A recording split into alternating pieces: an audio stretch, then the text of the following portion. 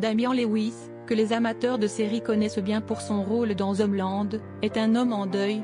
Il a lui-même partagé la très triste nouvelle, le 16 avril, rapportant le décès d'Hélène. C'est le cœur brisé que je vous annonce qu'après une bataille héroïque contre le cancer, la belle et puissante Hélène McCrory est paisiblement morte chez elle, entourée d'une vague d'amour de ses amis. Elle est morte comme elle a vécu. Sans peur.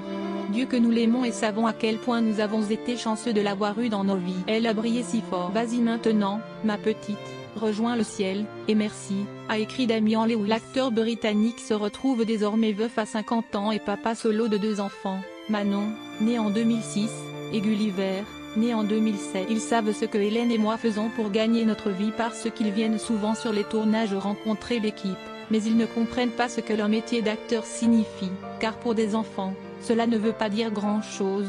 Nous essayons toujours de faire en sorte qu'il y ait au moins l'un de nous à la maison, avait-il confié en 2015 au Daily Mail pour évoquer leur carrière. Hélène McCrory, fille de diplomate née à Londres et ayant vécu aux 4 coins du monde dans sa jeunesse, avait très vite pris la direction d'une carrière d'actrice suivant des cours d'art dramatique dès ses 17 ans. Sa carrière avait démarré dans les années 1990, simultanément au cinéma, Entretien avec un vampire, et à la télévision, Full Stretch. Le grand public a pu la découvrir au fil des années grâce à des rôles dans des productions populaires, notamment lorsqu'elle a interprété le personnage de Narcissa Malfoy dans 3 volets de la saga au succès mondial Harry Potter. À cela s'ajoute aussi son interprétation de Cherie Blair dans le biopic The Queen de Stephen Frears sous celui de Claire Doward dans James Bond, Skyfall de Sam Mendes. Son dernier rôle aura été pour la série Roadkill, diffusée en 2020.